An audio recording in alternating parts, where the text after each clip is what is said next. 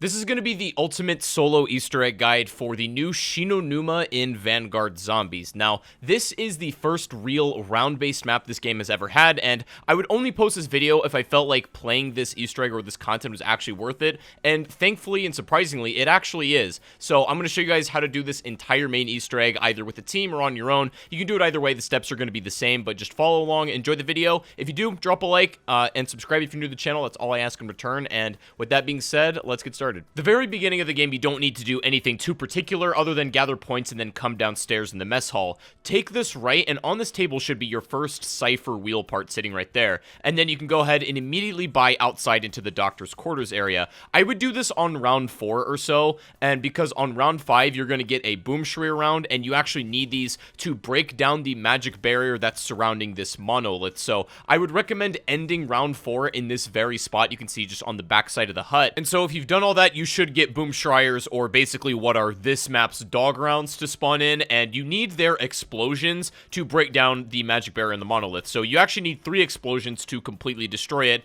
and if you've done it successfully, you'll get a quote and everything knowing that you have done it, but you'll know for sure if you can place that Cipher wheel part we just picked up earlier inside of that thing, and you can see it very clearly being placed in. Right when you've done that, immediately just keep continuing back into this hut that's just behind the monolith, and if you go to the very back of the room on the left side, there will be another Cipher wheel part sitting on that, crate, that wooden crate, and then grab the free perk that spawns in there as well, whatever it is. I just recommend as we go throughout and open the map, grab the free perk, as the first purchase in this game is completely free. So then you can return back to the hut and then go out this other side into, the main portion back here. You can also buy one of these Altar of Covenants if you really want to. Now, if you're playing solo, you don't have to, and they're not required, but they can help, so you may as well spend them. But then open up into the second hut, and there's a couple of actions, just literally follow exactly what I do. Unlock the door, come to the backside, and then pick up this electrical fuse, interact with this radio, and then leave the area for now. And then we're going to come back here later in just a second, but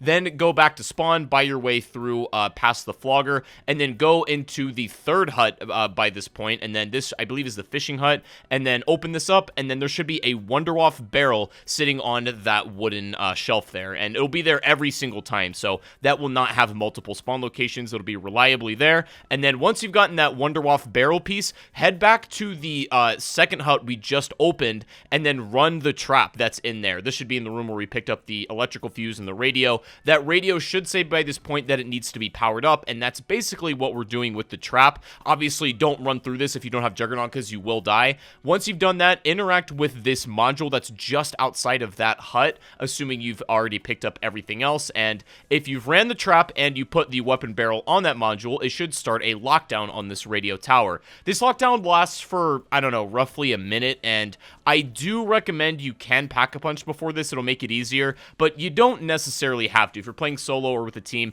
it's not too bad. It's actually a very easy defend/lockdown, so I don't think this is going to give you guys too much trouble, but after this lockdown is done, make sure to pick back up the weapon barrel after you've obtained it, and then head back into that comms room, and then interact with that radio once more. This should give you the first charged vacuum tube that we need for the Wunderwaffe Wonder Weapon build quest. So once you've done that, you can actually head immediately through the new excavation/dig site, and you can pack punch your gun while you're here, and then you can also go ahead and do a couple more things. Grab the final Cipher bit that you need that's on this table right by the skull, the Cipher wheel part, and then also while you're here at this crafting table, there will be a sign that has a Japanese lettering on it, and you need to take note of what that is. What I recommend doing here is taking pictures of them on your phone. The second one can be found in the mess hall. This is, you need to shoot the stack of books, and the page will be found just underneath it. Again, just take a photo of it and then move on to your final one, which should be number 3 back in the comms room or the radio room,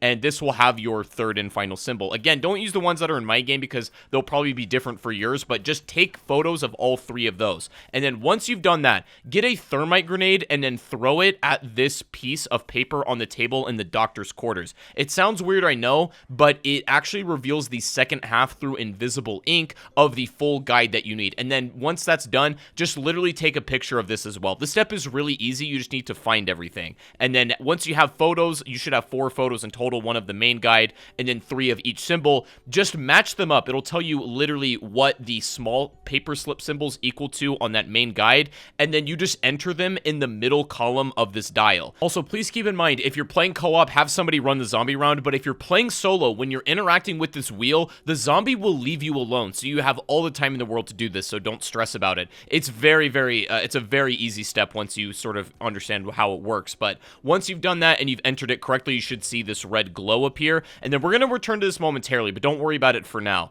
What you can immediately do after is head over through the dig site, and then come back to the storage hut exterior. This should be the final hut that we haven't opened at this point, if you're following along, and then open that up. You should see the Wunderwaffe table there, but go and interact with this trap as soon as you walk in. Like, I'm not kidding. As soon as you come in there, interact with the trap, it's going to break, and then the electrical fuse that we picked up earlier, you should be able to immediately fix the trap and do it as soon as it's running. You need to get, like, I don't know, 20 kills while this is going. You can do this in one fell swoop if you do it at the beginning of a round. So once you fix the trap and you get enough kills, you should get a quote from your, like, specialist character god that the vacuum tube is charged up for that one, and that will be our second charge, and we're gonna need one more, but we actually can't do it just yet. So if you've done all the tasks up to this point, it doesn't really matter what round you're on, because you can't do anything until 15 anyway. So if you got it done on round 9 or whatever, like I did in this gameplay, good, you're optimizing. But you can spend the next couple of rounds gathering as many points as possible. Spend 9 through 15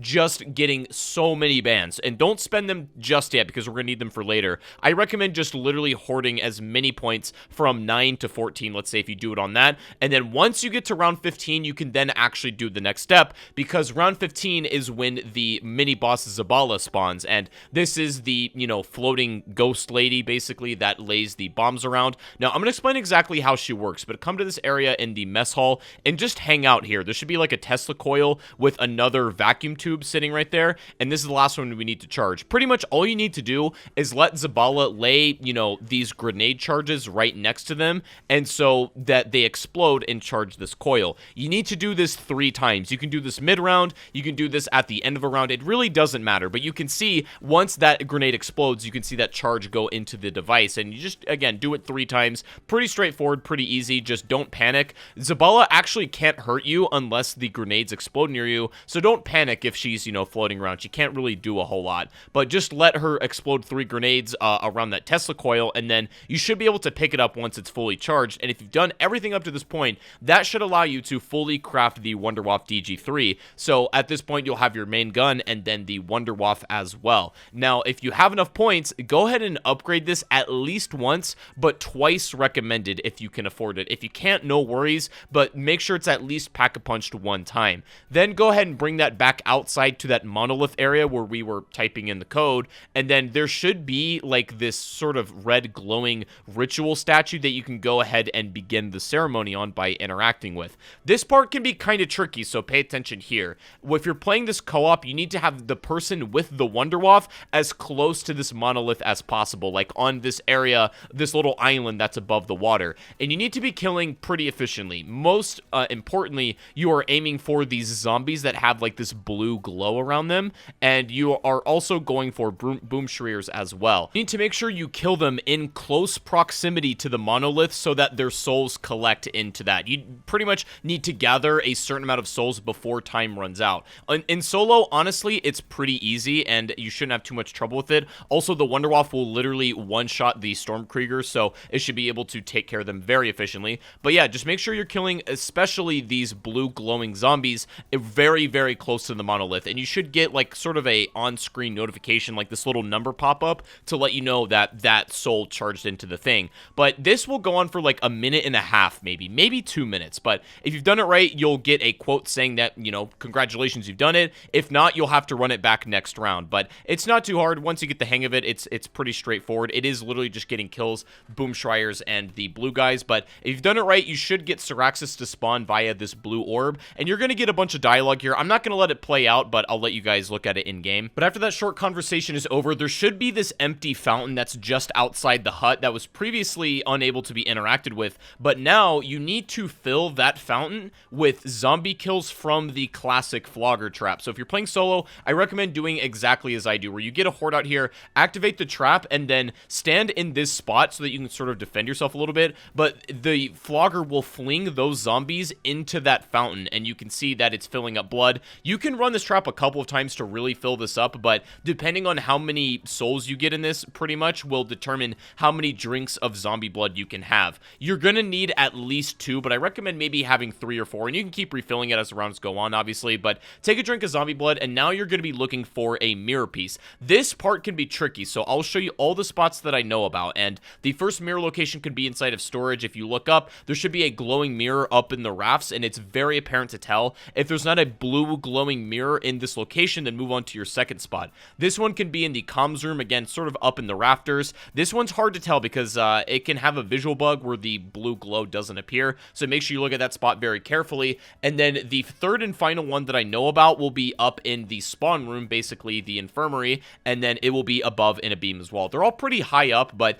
these are the 3 spots I know about. If there are more, I will leave a link in the description to all the mirror spots, but I believe these are all of them. And then once you've, gotten that mirror piece, go ahead and drink zombie blood again, and then run around in the mess hall or in the spawn area, both up and downstairs, until you find this red orb. It's gonna be somewhere you literally can't miss it as long as you're in zombie blood, and interact with it. It'll go to one of the different huts around the map, and you just need to follow it as it goes along and make sure, you're in a fresh zombie blood this whole time. Boom shriers will spawn in front of you, so just be careful and make sure you don't die while doing this, but it will escort you and lead you to your second mirror relic fragment, and that should be 2 out of 2 if you've done everything correctly. If you've made it up to this point, congratulations. Honestly, I think most of the hard stuff is out of the way. If you've gotten all the mirror fragments, you have both halves, then you're pretty much good to go for the finale of this, but there is one more step we gotta do, and I do recommend getting your perks as upgraded as possible for this, given your budget, but if you don't need to really push rounds to upgrade your perks, just, work with what you've got. It's not that big of a deal, but then go ahead and then drop down to the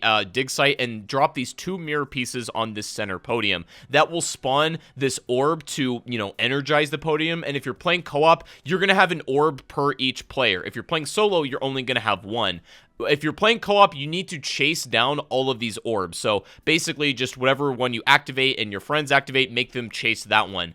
And if you're, again, playing this by yourself, you need to go and find that orb. They're pretty easy to spot up against the dark background, but they jump around to pretty tricky locations, and you need to shoot them 3 times. So I'll just show you exactly what my route looked like. Shoot it once from that tree. It's going to go kind of behind the fishing hut. I'm going to shoot it again with the Wunderwaffe, and then it's going to come a little bit closer towards me from that fishing hut. And then once I've shot it the 3rd time, you don't need to follow it anymore. It's going to go right back to the podium, and then you're good to go. In co-op, the timing has to be pretty fast, so you can, repeat this multiple times to make sure you guys have got your routes down and stuff like that. Just to make that step simple, do a practice run if you're playing it co-op, and, let everybody learn their routes a little bit, and then go and do it for real. But if you're playing solo, again, you only need to chase it down 1 time. And once that orb is chased down and returned to the center podium, you're now actually ready for the boss fight. So I recommend preparing for everything, getting your covenants, perks upgraded at this point. This will be your last call for everything, so do what you got to do to feel comfortable. But as far as guns go, you don't really need anything else other than the Wunderwaffe. Do whatever you feel comfortable with at the end of the day. Head down to the dig site and interact with that mirror once you've charged the Obelisk up, and then